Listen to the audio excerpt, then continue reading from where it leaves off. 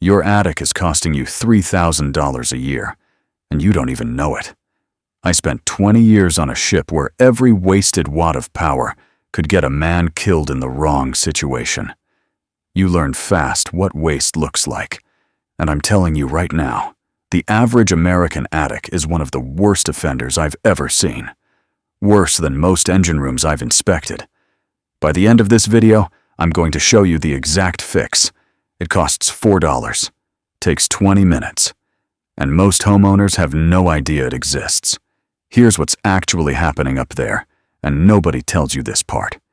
Heat doesn't just sit in your attic, it moves. In the summer, your attic can hit 150, sometimes 160 degrees. That heat doesn't stay put. It pushes down through your ceiling insulation into your living space. Your AC unit has to fight that heat every single hour it's running. That's not a small cost. That's your compressor working overtime, your electric bill climbing, and your unit's lifespan getting cut short. In the winter, it works the other way. Warm air from your house rises. That's just physics. And it escapes straight through a poorly sealed attic. You're paying to heat your attic instead of your living room. I've seen guys spend $3,000–$4,000 replacing an AC unit that died 2 years early. And the actual cause wasn't the unit. It was what was happening 30 feet above it, in a room nobody ever walks into. Now, most people think insulation is the answer. Add more insulation. Problem solved. That's what the big box stores want you to believe, because insulation is expensive, and they sell a lot of it. Insulation slows heat transfer. It does not stop air movement. And air movement, not just heat, is the real problem. If your attic isn't ventilated correctly, you can have all the insulation in the world, and you're still cooking your house from above. On ship, we had a rule. You don't seal a space without knowing where the air's supposed to go. Compartments need controlled airflow, or you get pressure buildup, moisture, and eventually, damage you can't see until it's expensive. Same exact principle applies to your attic.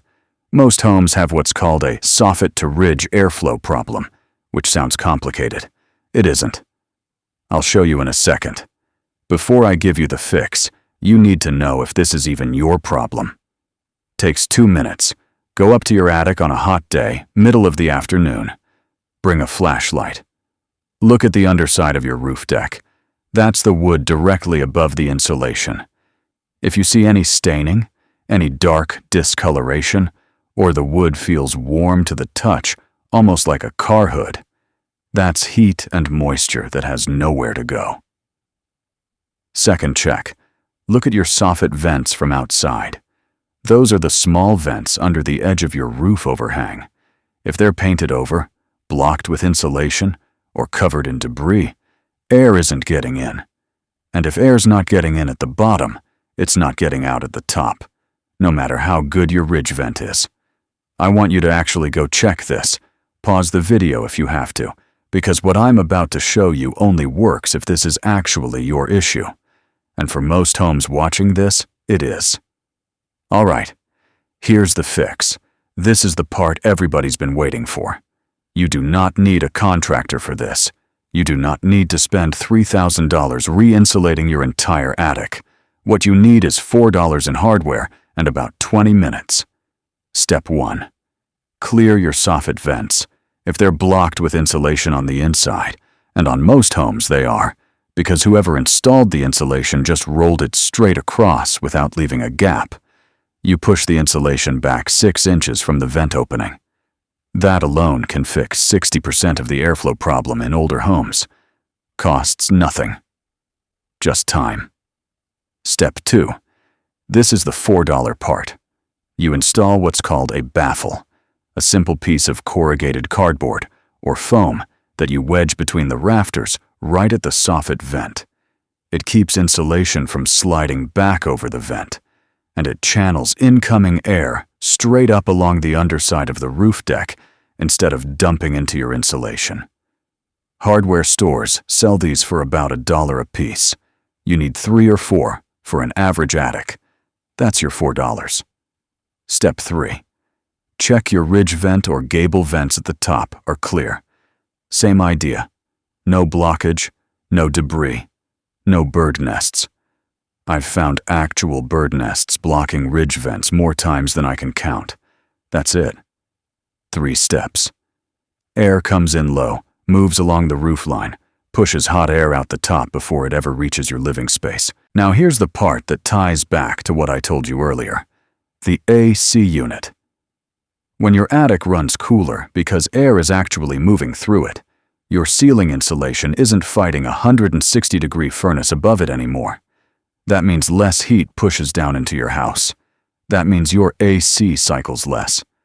Less cycling means less wear on your compressor, which is the single most expensive part to replace on any AC system.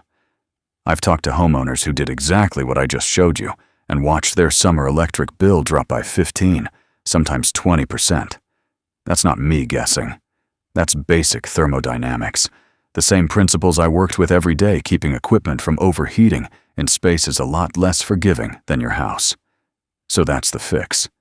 $4, 20 minutes, and you've stopped a problem that costs most homeowners thousands of dollars over the life of their AC unit. And most of them never even know it's happening. Go check your attic this week. Don't put it off. The hotter it gets outside, the more damage is happening up there right now while you're watching this. Next mission, I'm going to show you why the rust forming on your outdoor tools isn't just cosmetic and the $3 trick that stops it cold. That one's coming next week. Chief Hargrove, out.